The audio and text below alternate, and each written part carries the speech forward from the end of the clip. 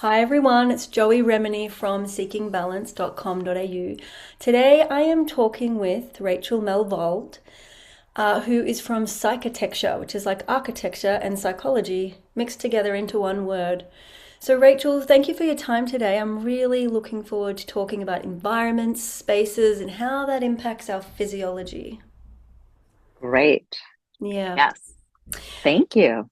Yeah, I want to start off by saying those of you who know me and who have done my Rock Steady program or my Sense and Ground program, I think this is going to land with a lot of intuitive sense making for you because you've already investigated your senses, your nervous system, and how you're in relationship with where you are. And this is essentially, I believe, the conversation Rachel brings to the world is how are we impacted by the environments we're in?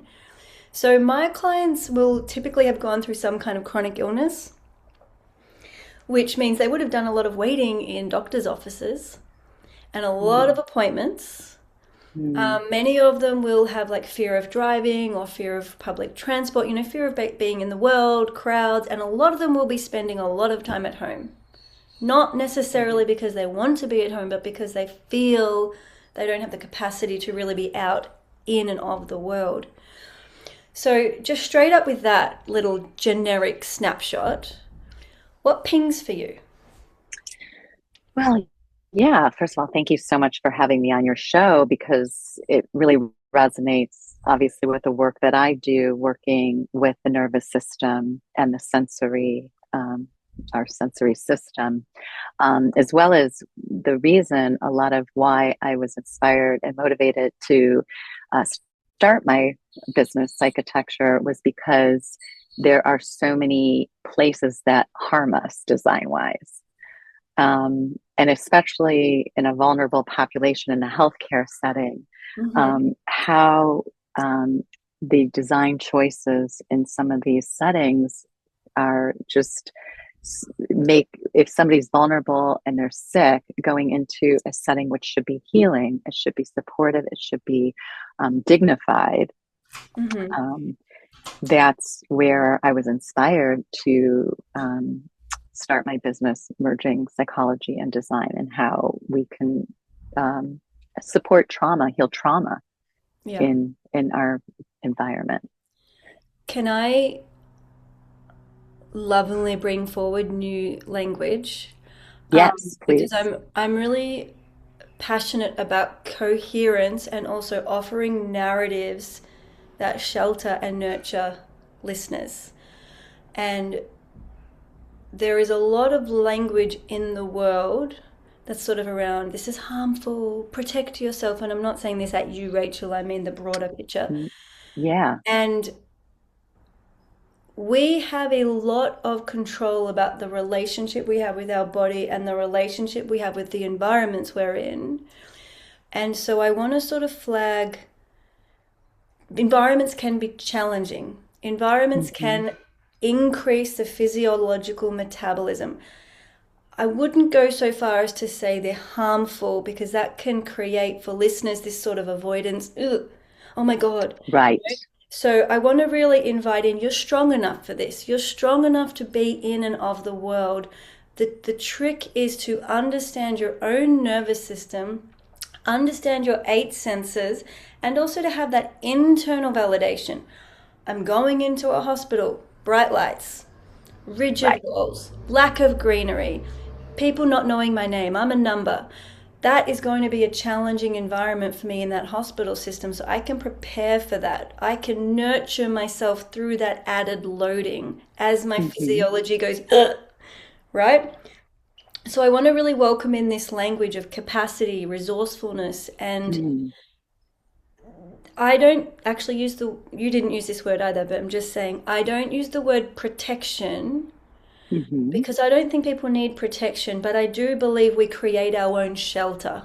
And that is being Hmm. an adult, and that is maturity. And that's saying, I know my needs, I know myself, and I'm going to bring it.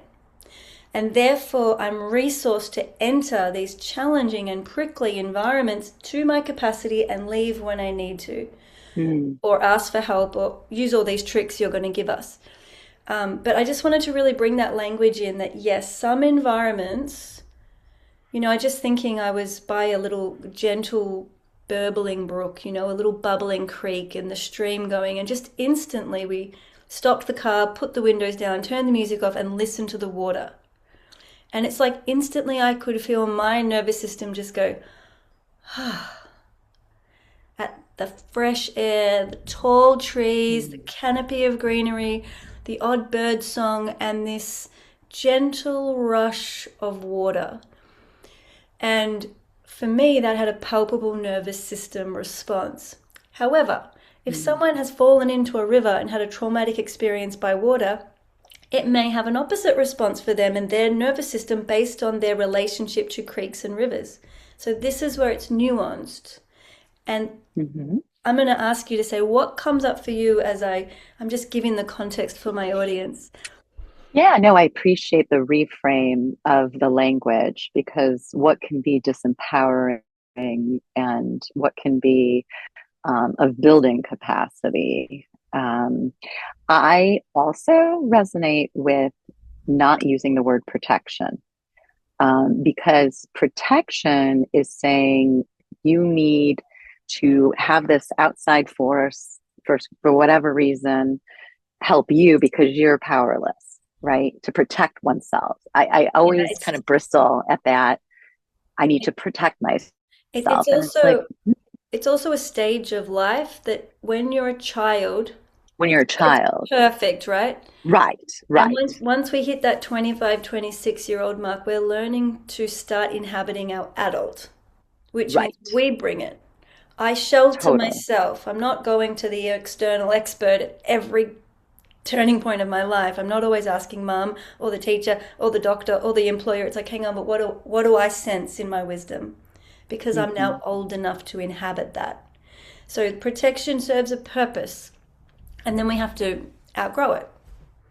Yeah, no, very well explained. I think that's exactly what I'm trying to even say is yes, it's a child, it's being a child. A child needs their parents to protect them.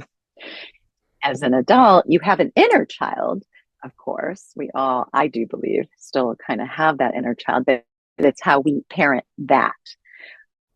My view is that we can manage, we can parent that. We are an adult self, we are a grounded self, we are in a completely different self. Yeah. So to need protection, the word elicits, yes, you're a child that needs somebody to guard you. Yeah. So I completely resonate with that. To for the environment to protect is an interesting one, Yes, and right? it's culturally somewhat normalized, and in our society, this threading of like women are vulnerable and women are weak and women need protection, whereas men are strong Mm-hmm. and they've got this. There is that vibe sort of everywhere, and so to Mm-hmm. stand up and own your capacity, your resourcefulness, your clarity, your wisdom, right? That's it's at some level it's counterculture because it's saying, Right, I choose right. and I'm willing. And I want to pivot this into your work, which, as someone who's spending a lot of time at home, what I talk about with my clients is you want to invite your home and encourage your home and co create your home to be pleasurable for your senses. And you cannot do Mm-hmm. that until you know your body. Right? So I've got some homemade incense going beside me now if you see wafts of smoke. And, we, as a group of women, we got together and we mortar and pestled spices and we made incense with our hands. It was beautiful. And I have those cones nearby that I can light, and the sensuousness of it infuses my clothing and it creates a space that has a centering or even, dare I say, ancestral sort of feeling land in my Mm-hmm. body. Now, that doesn't mean everyone needs incense, right? Because it's unique and specific to my nervous system, my context, my phase of life. Maybe in 10 years' time, I ditch the incense and it doesn't work anymore. So it's this nuanced investigation of what works for me at the moment based on my cycles and my menstruation or my menopause or my perimenopause. It changes. Mm-hmm. So I'm curious, how does your work come in and help people potentially play with their home environment to Mhm. consider their physiology and their nervous system? Because I'm thinking that's the dance. Yeah, it is a dance. And I always say it's a co-regulation, right? We have a relationship with our environment and we regulate it's a regulatory experience. So Mm. I think it's very empowering in the sense that once you know, like you said, my work started in trauma recovery and I still work in trauma recovery. And so much of that is working. I don't know if you've heard of somatic experiencing by Dr. Peter Levine. Yeah, I have. Okay, so his work and has imparted into why I wanted to work with the body in space is because so much is, you're right, we need to understand the felt sense first. Like, how do we identify um, our felt sense? And so many clients, and including myself back in the day, I couldn't identify, well, what is a feeling? How do I feel that in the body? So I think it's creating that vocabulary Mm. to understand what is the felt sense. And I find the work to be so super empowering because it's really your truth, your authentic self, when you're able to track your system. There's no right or wrong. There's no judgment. There's you know you can feel unsafe, you can feel not unsafe, you can feel the conflict of both in your body, but it's right what you're saying. It's creating that vocabulary to track the felt sense first. Mm. Mm-hmm. Yeah, Yeah. because everyone's different, like you're saying. While there's universal kind of design tricks, but it's so personalized, especially from a trauma perspective, right? Yeah. or And or just a human being perspective. yeah, so like coming in, I want to clarify a couple of definitions. So I use the word trauma as undigested information that hasn't moved through the body yet. So any experience that just hasn't developed coherence yet, it doesn't make sense to Mm-hmm. me. So if I have a stickly, prickly, difficult conversation right near a specific type of potted plant, and every time I see that potted plant, it stimulates that difficult experience, that potted plant is now having a physiological effect on my body that's anxiety producing. Right? So Right. somebody's like, oh, here's a potted plant, it'll green up your home, it'll make you feel great, but it's not working. It's not, people will often think I've failed, this is not working. I'm having the baths, I'm opening the windows, I'm doing all the things, but I still feel clenching and tensing. And this will be it, that we have to understand the stories that our body are holding, and we have to understand how to clear the clutter of that. I call it biocompletion, completing that event so that that is Mm-hmm. moving through the body and it's no longer stuck in the body. Right. And our environment can help us do that, as we learn these skills and as we learn to be in response to those moments of like, and then get curious about that. Okay, what was that? What's coming up here? And as you say, there's no right or wrong, and what we feel is true.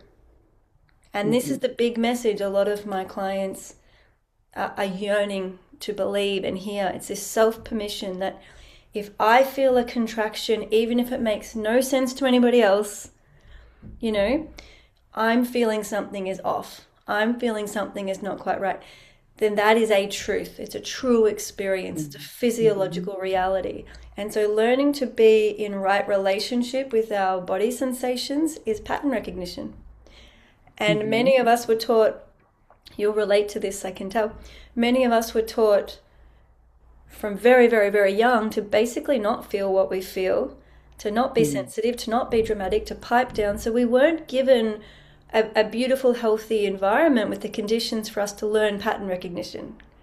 Because we Mm-hmm. would walk into a room and be like, something feels off, my body's tensing. But then, oh, stop being so, just enjoy the party. But something feels off. Mm-hmm. No, no, no, no, no. Right? So we don't get to Mm-hmm. learn, I've got this feeling in my body, but I don't know what it means. And I'm being told smile and have fun. Mm-hmm. So all of this Yeah. inner conflict. Yeah. Yeah. Yeah. I mean, gosh, even an animal, a dog can shake it off, when they feel something is off. Their systems can kind of, in the primitive or just in the animal sense, they can shake it off. Their systems allow for the defensive response. So like you're saying, to be true to your felt sense is to be true to you, and that to be told anything differently, as a lot of messaging of society, of Yeah. family, whatever the environmental Workplace. effects are, workplace, have told you that the liberation of being able to just be embodied and to hold that truth of what it is. And sometimes they're conflictual feelings in the body. It's like Bessel van der Kolk, it's the body keeps score. So it's I completely resonate with that messaging. And so to restore your truth is to be just honest with your body. And, and it's a learning curve. Yeah, It's a new that's, relationship, right? and I think that at this point in moment, if we pause and invite all of our readers to sort of take a breath and center and just notice how this is metabolizing this conversation. I feel like a summary resting place for us is this is an ongoing inquiry. We don't suddenly Mm-hmm. put a pot plant here or open a window there or paint the walls a certain quote unquote calming color. It's not that rigid, linear, or predictable No. because we just don't know how your physiology. You might want that lovely ocean blue color, right? Cognitively, you might want that pot Mm-hmm. plant. But if you go ahead and experiment with it and your body goes, "Ugh," that doesn't even mean avoid that. It means, okay, what needs to be processed here? What needs to be metabolized here? Mm-hmm. And that's the learning journey. Um, Yeah. and what I would suggest is we obviously we want to be able to rest at home. We want to be able to not be doing added physiological load. Um, I can imagine that we want to be able to create an environment that allows our nervous system to just be like, oh, this is just so, it just feels good. And it can mean so many different things, and I would love to pick your brain. Um, but to give you a few of the things that I know work for me is I love my artwork. I just moved house recently, in 2 months ago. Okay. And, within 2 days of moving, the art was up and I'm hanging things and, you know, all my potted plants and it's going Uh-huh. to take me a while to really work on the garden because I've got to build that relationship. Um, but also when I feel big emotions or big life experiences, and so my body's processing and I'm doing the inner work, that's when I'll want to, go to the kitchen and make my bone broth. I might want to Mm. water my potted plants. But things that are just really simple and grounding that I know I can take my big feelings and my big physiological load into those nourishing channels. Yeah. Well, yeah, I think just even with your own moving experience, what is grounding for one could be stimulating for another. So in trauma terminology, I guess I always look at, and I've applied this to our spaces that um, what are our healing resources, right? And grounding, especially when you're in you've had a history of maybe some trauma or there's some stimulation by way of these objects, you're kind of hijacked, right? You're hijacked in your body to be in a fight or flight and or dissociation. So grounding is a really useful way of saying, hey, we all have those grounding resources. We all have healing resources. We all have a toolkit, that we can, whether it's imagining something or going to that place or bringing that, piece of artwork from your family lineage that just automatically roots you, connects you.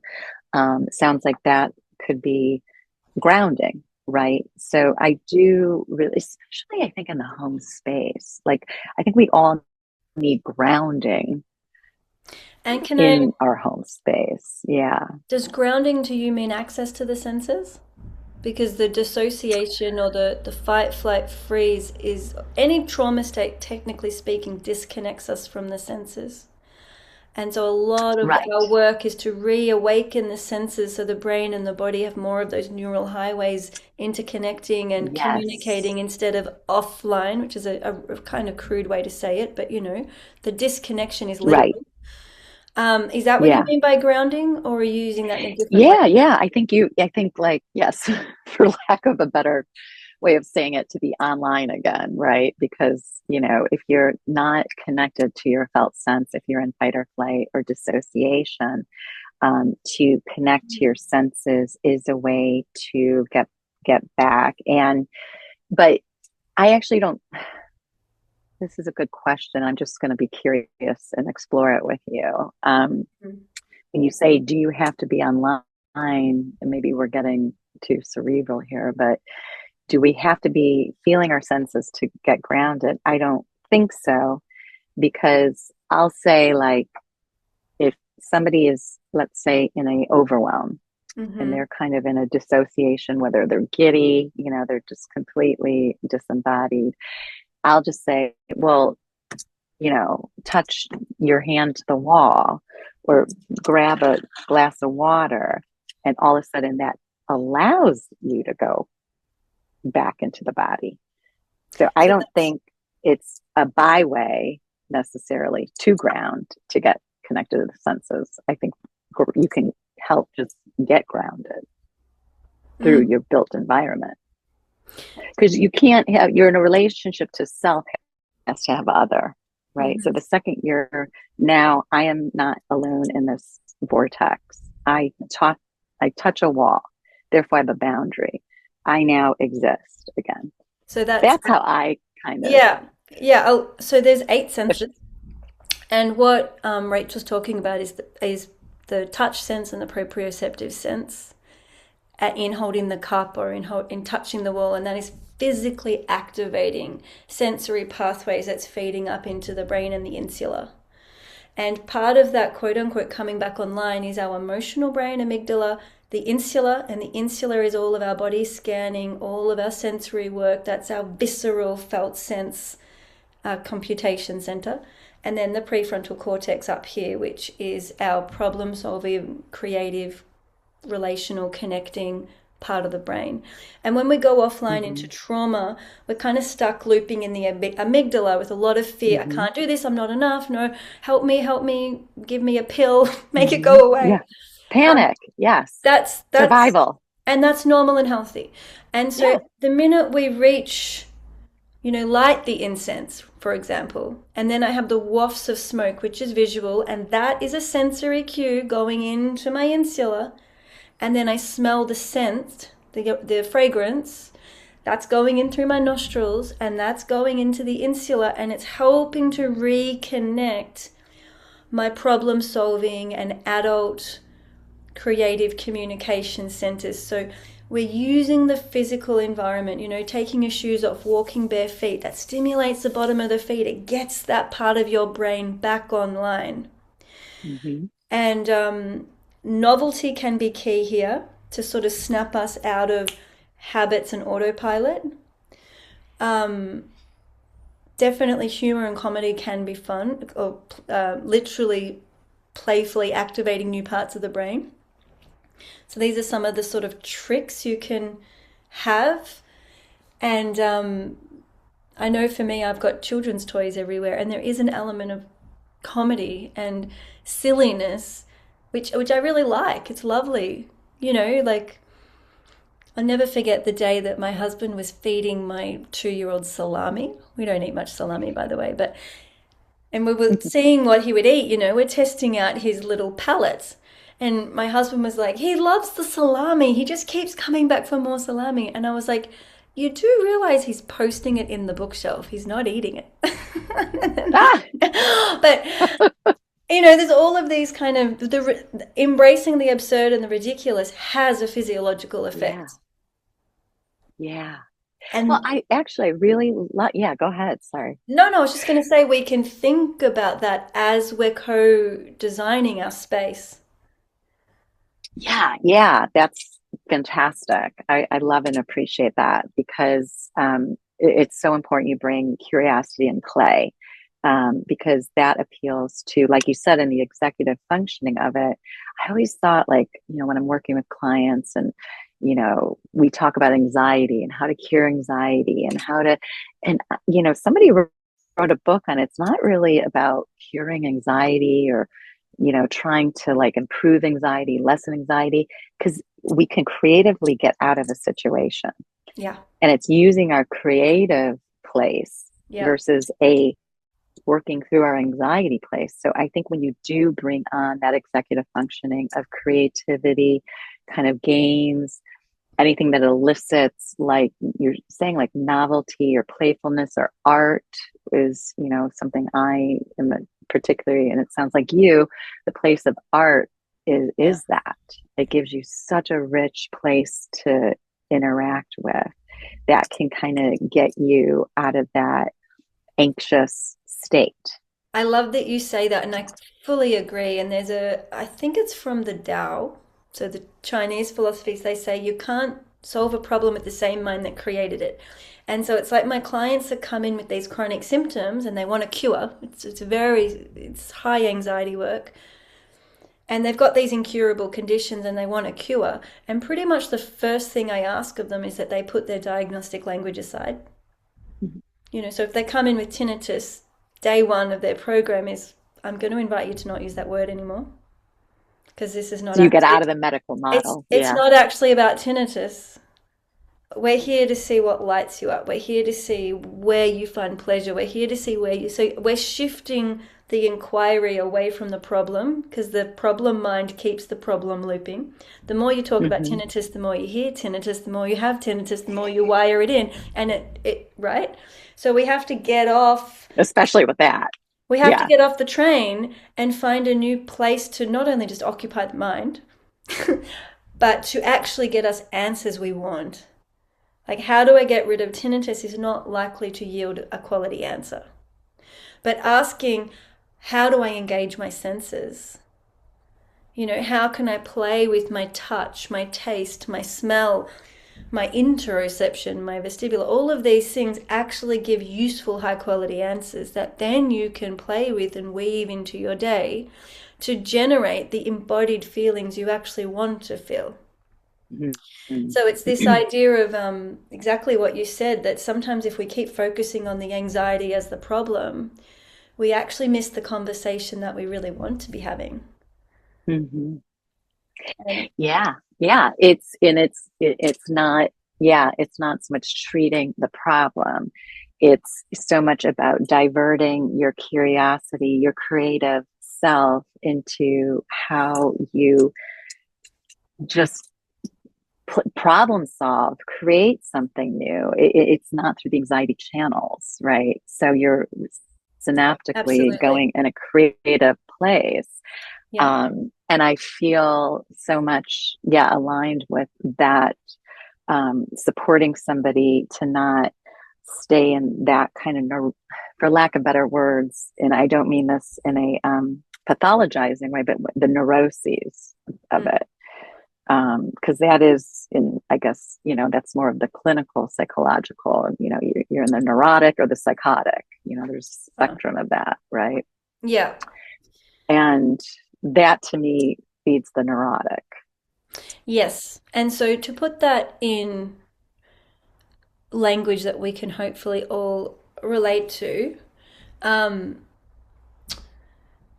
I see a lot of clients who probably fit those big fancy words and like a lot of overwhelm, a lot of heavy victim mentality, hopelessness, helplessness, powerlessness.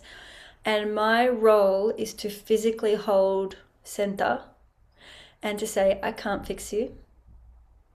I'm an expert in how the sensory neural system repairs itself, but I don't know you. I can't feel what you feel, and I can't take one neuron and move it to another neuron and make your neurons reorganize themselves. That is the science. So I'm instantly giving them their power and saying, you're the expert here, because you know what you feel in this moment, and you know where you want to direct yourself and where your compass is pointing. And then together we can navigate what are the steps you can take to move yourself in that direction where you're rebuilding new neural maps. And you're building that relationship with yourself that effectively moves from I can't to I can try, I can experiment, I can inquire, I can give it a go. And that is that huge shift from the amygdala looping to bringing in a little bit of that curiosity of the prefrontal cortex. And for those of you listening, it's not your fault if you feel locked in overwhelm. You've done nothing wrong. You don't deserve this. Women in particular, sorry blokes, but women in particular do live in a world where they are largely culturally unsupported, and there is a lot of pressure on women to perform, mask, pretend, push through, pop a baby out, go back to work. It is unreasonable. It is not supporting the powerful physiological changes of a postpartum woman or a perimenopausal woman or a menopausal woman. And it makes sense that you feel powerless because a lot of women do not have the adequate level of environmental support they need. So I really want to state Yeah. that we need changes in our world, and women should ask for more. Yeah.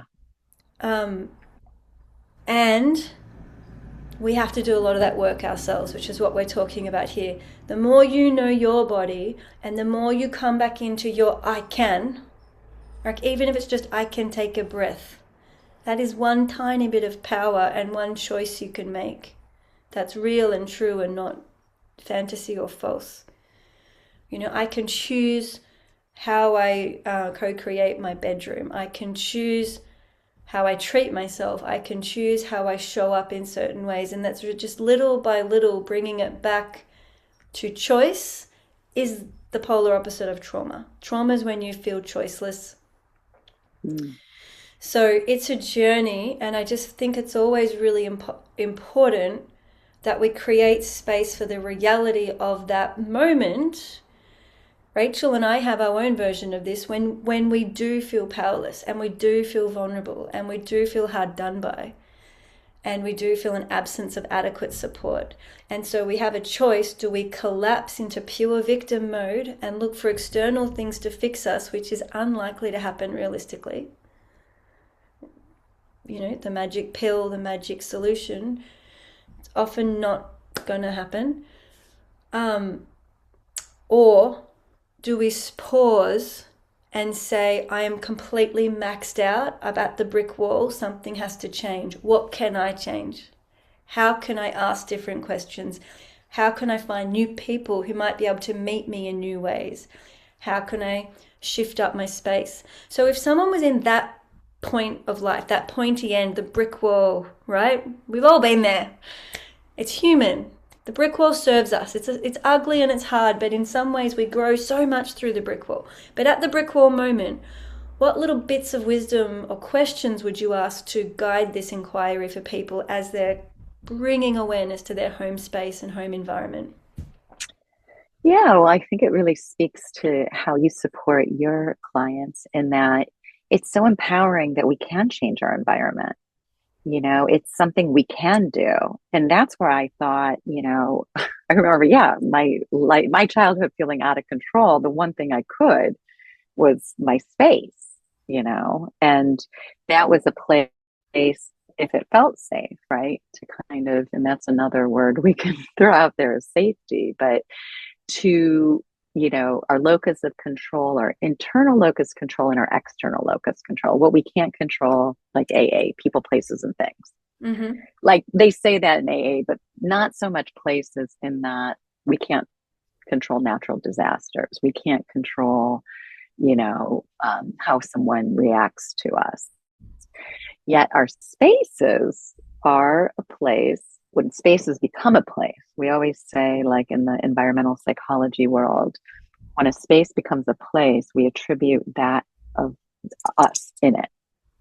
And a space that becomes a place has all the reflections of what you can bring on, that grounds, that heals, that, like you said, it makes you curious, that allows you, whether it's lighting or color, however that suits you, right? Like I always personalize it. And, in my book, we use that just concept, personalization, Mm. right? How do you personalize with Yeah. pictures, So I think it becomes a very empowering ground to heal, right? And sometimes, I think the hardest part about what I've learned in kind of neuroscience and environmental psychology in the built environment, that which we think is good for us sometimes is not. Do you want to give an example? Because I agree with you. Um, well, I think sometimes, like 90-degree angles, for instance, right? Yeah. And this is in the harmony of a build, and architect will speak to this better, but it a 90-degree angle would be very much balanced in a harmonious architectural way. And we know in our brains that we're actually more attracted to curvature. And a lot of these are elements of nature, right? I've I've heard that an architect created exactly the same dimensions as a violin into a building, and apparently it was like one of the most Like the human friendly designs ever. chamber. Like Yeah, that's walking like a into the body of a violin. It's all that right. curvature. Oh, I love And it. yeah, I All the know, right? curvature wood. Yeah, yeah. And look, that's, it's a very feminine, right? To look at that in the feminine, animus, the feminine of that curvature. And so I think sometimes where, oh, I'm more comforted maybe by this collection of art. Okay. If you're a collector, let's say, sometimes collecting is healing. Sometimes it keeps you in your prison, Hmm. you know, and it's not for me to judge, The body, what the body somebody will tell you. feels, but the body will ultimately reveal that, oh, that what you think you love that color, you think that has Yeah. always been great for you, but what are we really Yeah, resonating? there's two things here, and I'll give a very simple example. So we have our cognitive world, and then we have our embodied world. And I live in an embodied led world, which means my intelligence and my cognition follows the information of my body, which means I'm a right-brained liver dweller. And most people are left-brained led, which means they're leading with their cognition, and the body has to just do what it's told. And a great example of this is someone who's vegan, because they cognitively think it's the right thing to do, and they think it's right for ethical reasons, and their parents were vegetarian, and it's very much driven into their narrative, their story, and it's a cognitively based decision. But their body is has insomnia. They can't digest well. Their menstrual cycle's all over the place. They're constantly hungry and snacking on sugar. It's not working for their body. They cognitively want to be vegan, but it's not working from that somatic nourishment perspective. Mm, And some people can thrive as being vegan. So we know it's possible, but we're all different, right? And so listening to the body, and I had that because I was vegetarian for years. But I needed meat through my pregnancies and breastfeeding, and it was very clear to me that my body needed that nourishment as I was mm, building babies, and it was yeah, it was just undeniable. I couldn't cognitively argue with the reality of right. my cathedral, my body. Right, right. It was calling for me, and I love that you are called to nourish, right? How do we nourish our senses, Yeah. and to know the senses and to nourish it?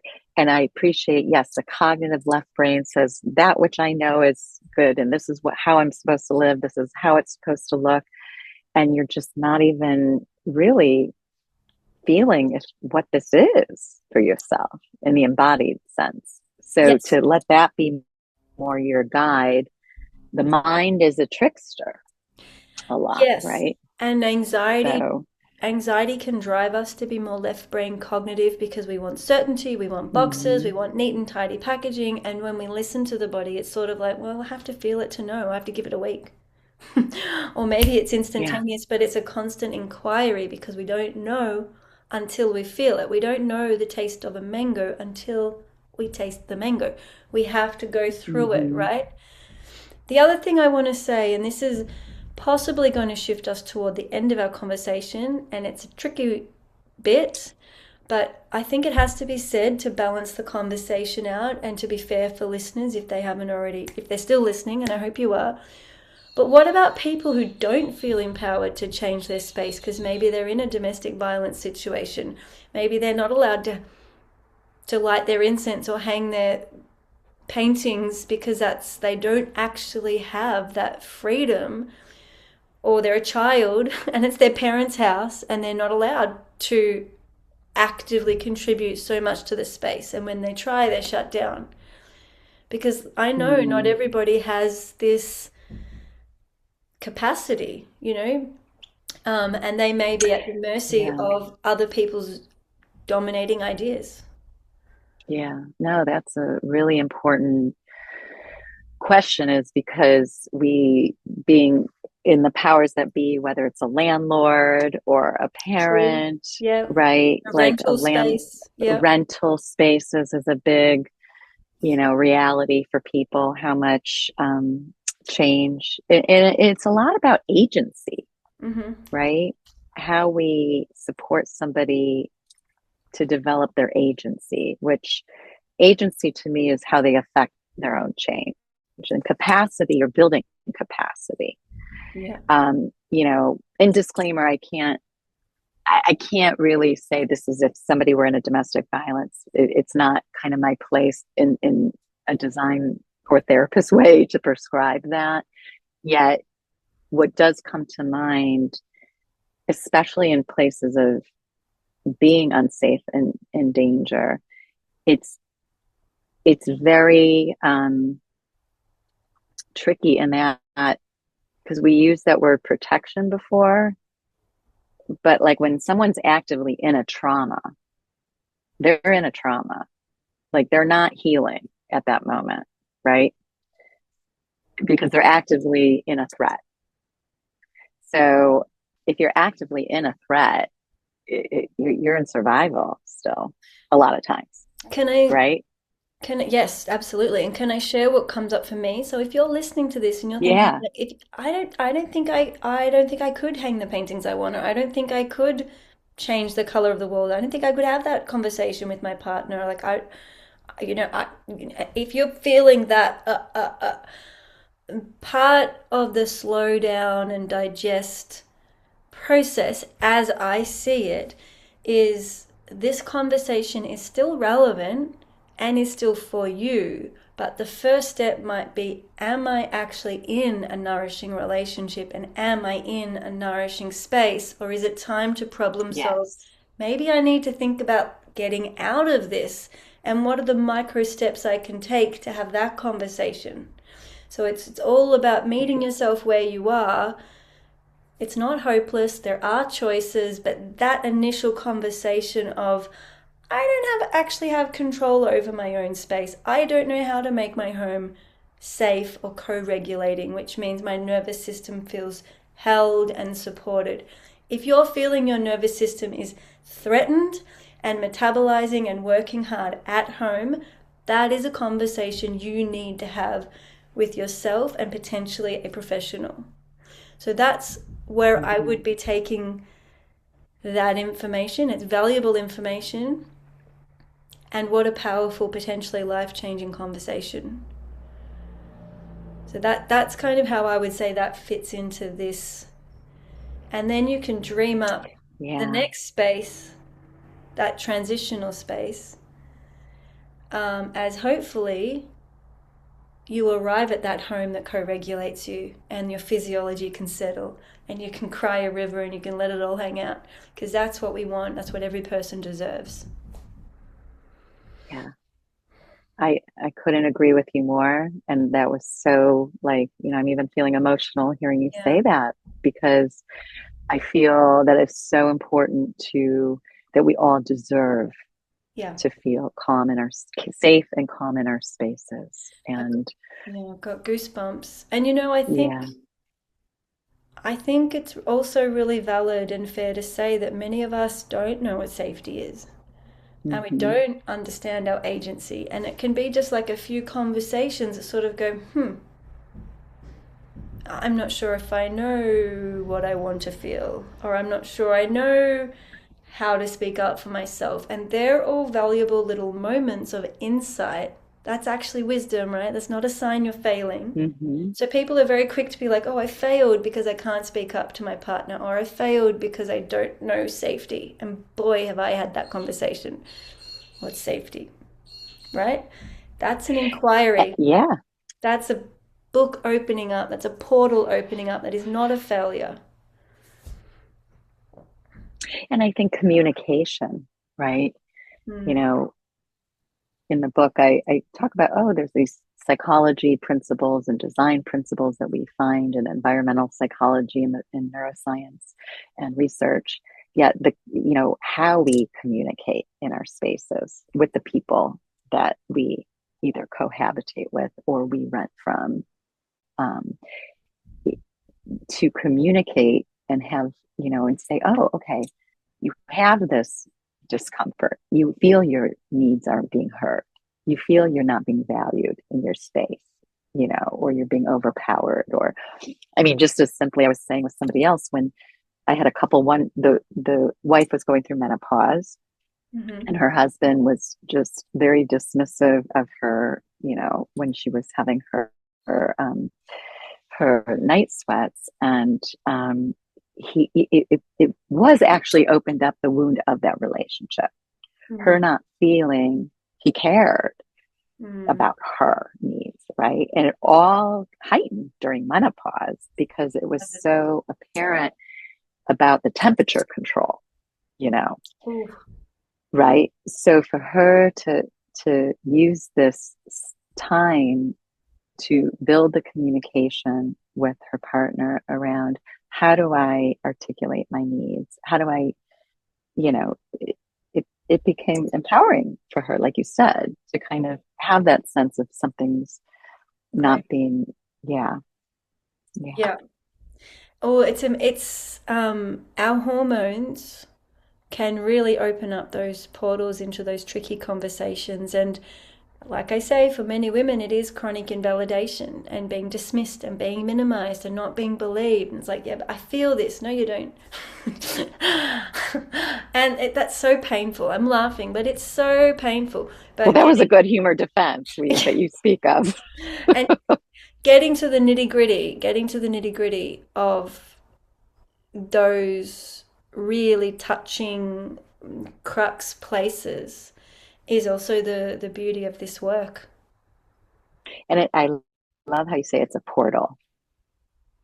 I use that It's in a my it's a portal. I use that in my sense and ground work a lot, which is my new book that's coming out in a month. Oh, great. Okay. I'm excited for that. Okay. Where Yeah. where do I find your book? Well, you can pre-order Sense and Ground online, so or Oh, your okay. favorite bookshop. Okay. So it's out in all the different countries, but Sensing Ground is literally a map and a guide that holds people's hand and warmly invites them to discover their eight senses. And that we have this body, learning how to really take the reins back and be in our wholeness, keeping Mm, the eight senses really at the center of our experience. So it's connecting into ourselves first, and from that place of true embodiment, not mm, talking about the body, but being in the body. From mm, that place, using dual attention, which means I have a little bit of attention in me, and I'm also with Rachel. I'm with mm, Rachel and I'm with myself. And learning how to live in that interconnected way opens the door up to what intimacy is. And I personally believe we are mm, living in a crisis of intimacy, that there is a lack of intimacy, mhm, generally speaking, that very few people are seen and known. They're seen and mhm, judged. They hide and they hold back. And, I've interviewed a lot of people now, and I haven't met anybody who feels truly seen and known. Everybody mm. holds back, even from their closest friends Yeah. and their partner. And they just, but safety, coming back to safety, is free expression to be your full wild self. That's what safety is. Safety Mhm. is an absence of Mm. fear. It's not absence of threat. It's full wild expression, and to know that you can say Hmm. stuff that's uncomfortable and people will stay with you and not just slam the Hmm. door and tell you to pull your pants up. Hmm. So Yeah. it's really rare for people to have intimacy with themselves because there's a lot of self invalidation and self gaslighting Yeah. and et cetera, et cetera. But then to truly go in and be able to share our interior world with others is a skill set, and that is the skill set that I nurture and I teach, and Mm. I have communities where people practice essentially using their body to Yeah. help go in and then bringing it out. So it's that expression. And there's no greater gift than that, right? Or it's I don't even know if it's a right. It's just to be seen, to be known. It's our This is what humanity. we yearn. We It's yearn. And I on, think we all have that yearning in yeah, any yeah. situation we're in. We all yearn And for there's no that. mask, and there's no pretending, and there's no faking, and there's no comparison. It is invigorating. It's full body vitality. It is definitely vulnerable. And so we have to have that window of tolerance capacity to Hmm. feel a bit naked, right? We're being revealed.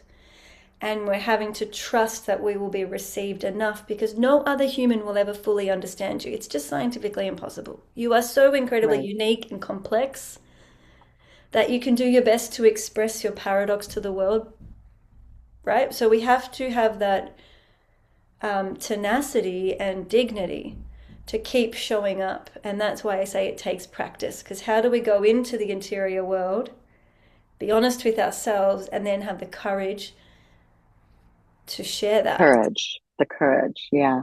The And courage. and the risk, because this is what I say to people, you have a choice. You either erase yourself and stay invisible because you don't speak up, or you risk being seen and judged because you will be seen and judged. Absolutely. Absolutely. You will be seen and judged, not maliciously, like it's just part of the way humans do human. But you risk being seen and judged a number of times until you hit this sweet spot where you're seen and known, and oof, it's so worth it. Mm. It's so worth it, but that's the journey. You can't just, it's unlikely you will just magically be seen and known without the jungle in between. Yeah. Yeah. I like that. The jungle in between, Yeah. and it's, you're titrating, you're pendulating, your system is, feeling so many different things when you're getting there. But I think the hardest part of the journey is we don't ever have enough time and space to undulate through it, Well, it's very hard. Yeah. it is a different way of life. And I've been actually, if I open up a bit personally now and walk the walk, I've been struggling in myself, like, how do I translate this work to the world? It's a paradigm shift. And Hmm. it's slower, and the center of gravity is here, not out there. Hmm. And what I've discovered is because what I'm teaching is not a protocol and it's not a technique, it's a mode of being. It dramatically changes how you're in relationship with life itself. And so it is like opening a portal and walking into a new way of being because you are experiencing it through your whole body. Everything slows down. And as you slow down, you also get this sort of prolific, galloping insight process that Mm. there's not all this clutter from the outside world, and there's all this kind of more pure, you touch into your own essence, where there's a lot of prolific, generative stuff coming up. So it's a very strange, you're galloping and you're slowing. This is the Hmm. paradox. But yeah, we need spaces to come back to your point. And part of the sensing ground practice is dedicating time to be in your body with no demands regularly. And even if it's just little 5 minute blocks or even 1 minute, but allowing that time to be with your full senses and getting that amygdala, insular, prefrontal cortex highway back online is that intentionality of being with self first. So yeah, it's I couldn't have said it better. it's It's so true. yeah, I think it's Yes. important for humanity, and it is like a rite of passage. I totally agree with you. I think it's also a maturation process that we go through the childhood phases of needing all the experts and needing all the guidance and needing all the authority out there. And then, Well, that's like a defense, right? That's idolization in some ways. That's a well, defense. Oh, yeah, well, we start with I mean, like from childhood, like oh, physically from needing, childhood. yeah. Yeah. So it's like Yeah. needing that. But then what's happened, and Bill Plotkin, I think it is, talks about this beautifully in his book Soulcraft. Um, we can end up in cultures that keep us trapped in adolescence, which means even as you go through your 30s and your 40s and your 50s, you're still looking to the government to be your authority. You're looking to the Mm, boss. You're looking to external authority, which is an adolescent age appropriate thing to do. But to hmm. truly be an adult, it means you gather information from the outer world for sure, but you're the authority. You choose what matters to you and what's meaningful to you, obviously for your own health and well-being, but also for the health and well-being of your community. So it's embodying leadership where all Hmm. adults are leaders and power is distributed more evenly. So we don't have these very, very powerful people making decisions for other people. And so this is where it's cultural, it's a societal shift, and that is the future I'm dreaming up where there's no hierarchy. It's not Joey the leader or Rachel the leader.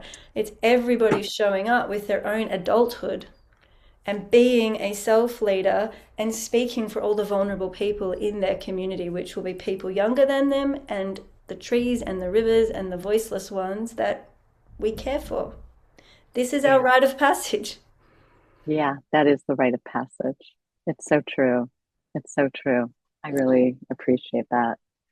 I appreciate you, Rachel, and I think it does start with the home. Like what you're teaching is the big, sort of like the basic beginnings of that adulthood and curating your own home, caring for your home and the people in your home and the garden and the plants. And then that skill set can grow out into your wider community where you can embody that leadership and be the Yeah. human that the earth desperately needs. Yeah.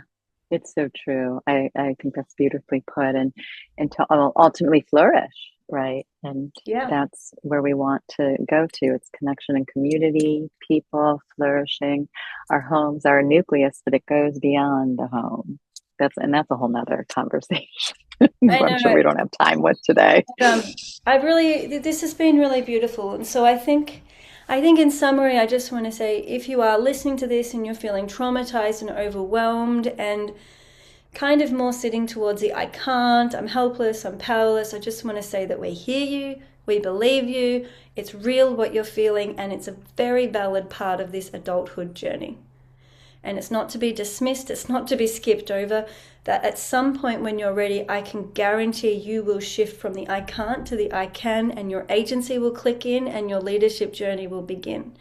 And for those of you listening who are like, yeah, I'm ready for more leadership and I want to learn more, get in touch.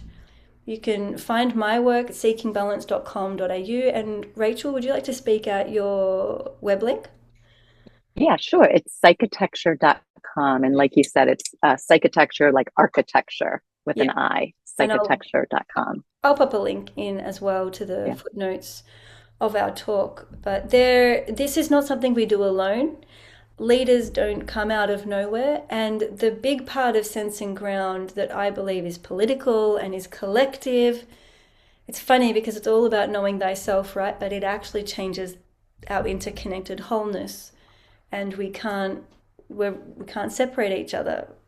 We're all connected, but we we need to pause, slow down, understand ourselves through our physical senses, which Rachel beautifully said right from the beginning. We need to understand our eight senses and what's going on there so we can make informed decisions from a regulated nervous system, right? Instantly, that cuts the trauma cycles.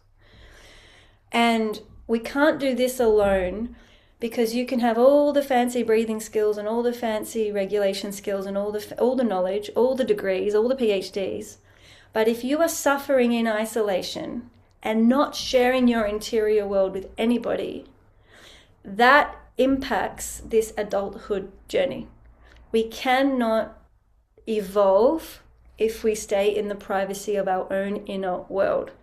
Something happens to your body and to your process when you have the courage to go in and then be heard by at least one other person. And I believe that's consistent with Peter Levine's work, that trauma is not what happens to you, it's when the experience is not safely witnessed by another person so that you can cultivate your own sense making. So you can make sense of the experience, and then the biology neutralizes itself. So this being witnessed part means that our physiology says, oh, I can be who I am, I can be seen and known, and the sky doesn't fall down, and the earth doesn't open up, and it's safe to be me. It's physiologically safe to be me. I can be witnessed. And until we're physically witnessed, we hide. And there is the nervous system's like, oh, don't say that, don't do that, don't, not safe, not safe, rejection, belonging, right? We're in this physiological contraction. So we can't do this alone. We need community, and we need each other. Thank you so much for your time, Rachel. Thank you for having me. It was so illuminating. Yeah, it's a beautiful work you do. And it's so true. So true. So get in touch I with Rachel. appreciate it. Yeah, thank you. What's the name of your book before we sign off? Oh, sure. It's called Neurodesign, The Art and Science of Harmonious Living, and you Okay, can find it on Amazon. perfect. So check out Rachel's book. And if you're interested to learn more about Sense and Ground, pre-order my book. That will be really great to help the launch coming up in March 11, I think. So thank you. I'm Joey Remenyi, seekingbalance.com.au to be in touch. And Rachel Melvald from Yeah, psychitecture. So I'll put links to you. correct. Thank you Thank so you much, so Rachel. much. I've really Thank you, enjoyed everyone. this juicy conversation. Me as well. May the journey continue.